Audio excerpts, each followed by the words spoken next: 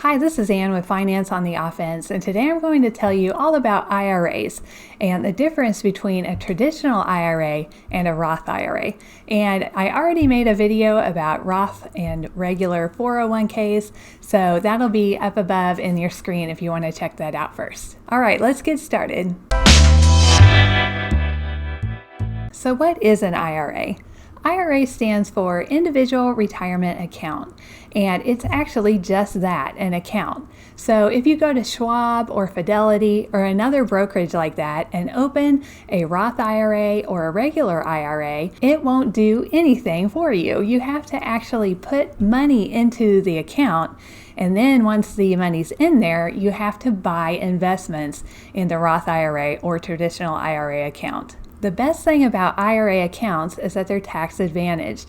One of the biggest things that eats into your savings for retirement is going to be taxes. So if you can find a way to limit the tax bite, do it. It can mean tens of thousands of dollars difference when it's all said and done. The fact that it's a retirement account means that the money you put in there, you cannot get back out until your retirement age, which is 59 and a half. Well, you can, but you will have to pay penalties and taxes, and believe me, you don't want to do that. There are some exceptions to that, like buying a house or paying for college, but if you can absolutely avoid it, do it, because you're just hurting future you if you're always taking money out of your retirement account. Another thing to think about is if you're planning to retire early, let's say at 45 or 50, you need to have another type of income that you can access, because with this account, you cannot access it until you're 59 and a half.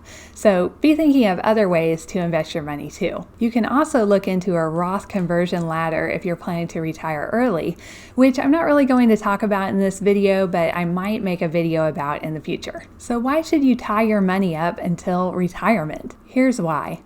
Both types of IRA, Roth and traditional, offer great tax advantages. Personally, I like the Roth IRA, especially if you're young, but it would be good to consult with like a tax advisor or a financial planner to find out what is best for you. Let's look at what happens over time if you invest the full amount that you can into an IRA. This year, 2021, the max amount is $6,000 or $7,000 if you're over the age of 50.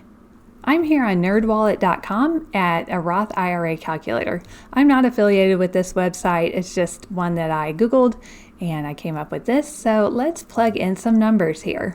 Let's say you decide to invest at 25 years old. We'll say our income is $25,000. Current Roth IRA balance is zero, so we have no Roth IRA at the moment. For marital status, I'm going to put single, and then we can add our numbers in. So our annual contribution will be $6,000. Now this means you'll add $6,000 every year starting at age 25, and that is the maximum. 7 to 8% is a common rate of return, so I'm going to go with the higher one. We'll put 8% here. And let's say we decide to retire at age 60. So at age 60, your IRA balance is going to be $1.12 million. You've invested for 35 years, and you've put in $6,000 of your own money each year. So 35 years, $6,000 a year is $210,000. But because of this nice 8% return, your value will end up being $1.12 million. And this graph also shows how much you save in taxes. So at retirement, if you had made 8% on your own in a taxable account, this is not a tax advantaged account like a Roth IRA, you would have $896,000. With your Roth IRA, you'd have the $1.12 million. So this IRA account would have saved you $224,000. Now this is a Roth IRA calculator, and a traditional one is going to work a little bit differently. But just know that both types of IRA are great at saving on taxes. So who can add money to an IRA? Almost anyone can. If you have taxable income and you're under the age of 70 and a half, you can contribute to an IRA. And as I said before, you can contribute $6,000 in 2021 or $7,000 if you're over the age of 50. Now, if you only make $3,000 a year, let's say you just have a really small part-time job, you can only contribute the max amount that you made, $3,000. If you make $10,000, your max is like everyone else, $6,000. But most of us who have a regular full-time job are going to be able to contribute the full $6,000 if we want to or are able to. Now, if you make too much money, you also cannot contribute, but I'll go into that in a little more detail later on. Non-working spouses and children can also contribute, but they have to meet certain income rules. So be sure you know the rules before contributing. When can you add money to an IRA? Let's say you want to add $5,000 to your IRA for 2020. You can do that all the way through 2020, starting January 1st all the way to December 31st. But you can also add money from January 1st to April 15th of 2021 for a 2020 IRA. So if you add money in your brokerage, usually you'll have the option of picking the current year or the year before if it's between that window, January 1st and April 15th of the following year. So what should you invest in an IRA? So you've got your account open and you've funded it with some money. Now you need to invest. There are quite a few options available to you with an IRA. You can invest in index funds, ETFs, stocks, bonds and U.S. Treasuries, annuities, and even CDs. Although annuities and CDs I wouldn't really recommend right now. Annuities are actually insurance contracts and they usually have very high fees. CDs right now are very safe. You most likely are not going to lose any money, but you're also not going to make any because the interest rates are so low. Back in the 80s, I think, interest rates on CDs were great. They were 15%, so everybody was investing in CDs, but now is not the time. If you're looking for my opinion on what to invest in, I would go for a total stock market index fund or ETF, or like an S&P 500 index fund or ETF. Some examples are the Vanguard Total Stock Market Index Fund Admiral Shares, which is VTSAX ticker, or Schwab Total Stock Market, which has the ticker SWTSX, or an S&P 500 index fund like VFINX, which is the Vanguard 500 Index Fund Investor Shares, or SWPPX, which is Schwab's version of an S&P 500 index fund. For ETFs, I like VTI and VOO.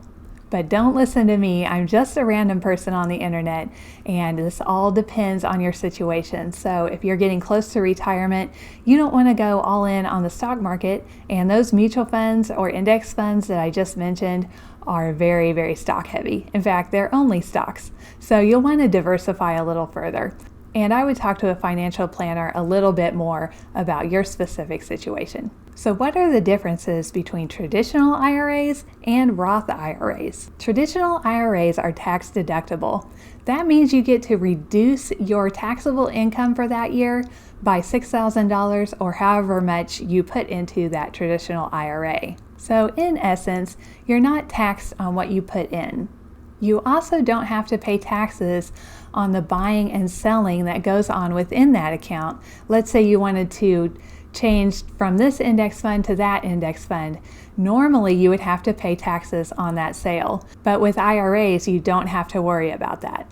Now when you're 59 and a half and you start taking money out of your IRA, your traditional IRA, you'll have to pay taxes on the capital gains, the base amount, and any dividends that you made in that time.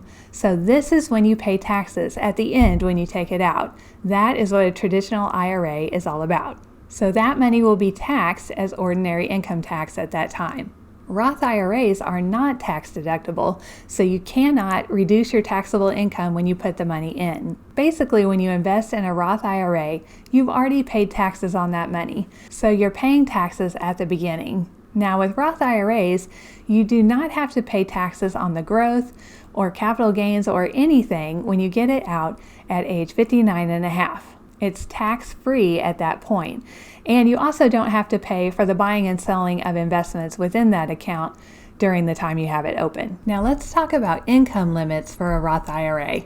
If you file taxes as a single person, your modified adjusted gross income for the year 2020 has to be $139,000 or less. If it's not, and you make more than that, you cannot contribute to a Roth IRA. For the year 2021, it has to be under $140,000. If you're married and filing jointly, your modified adjusted gross income has to be under $206,000 for the year 2020 and $208,000 for 2021. If it's over that, you cannot contribute, neither one of you. For traditional IRAs, it's a little bit different. If you file taxes as a single person, your modified adjusted gross income has to be $76,000 or less to be tax deductible. If you make more than that, you can still contribute, but it's not tax deductible. So if you're wondering why you would still want to do this, it's still a tax advantaged account. So when you're buying and selling different funds inside that account, it does not trigger a taxable event. So it's still better than a regular brokerage account. And there are a few partial deduction levels between $66,000 and $76,000. You can read more about those. I'm going to leave a link in my description below so you can take a look at those levels. I do want to mention 401k rollovers.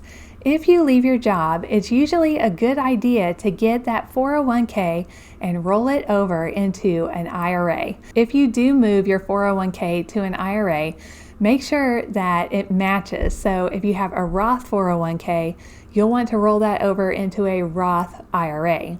If you have a traditional 401k, you'll want to move that to a traditional IRA. You don't want to take assets from one type of account and put them into a different account without really knowing the ramifications around that, which could mean a huge tax bill. Be sure that you know what you're doing if you try that.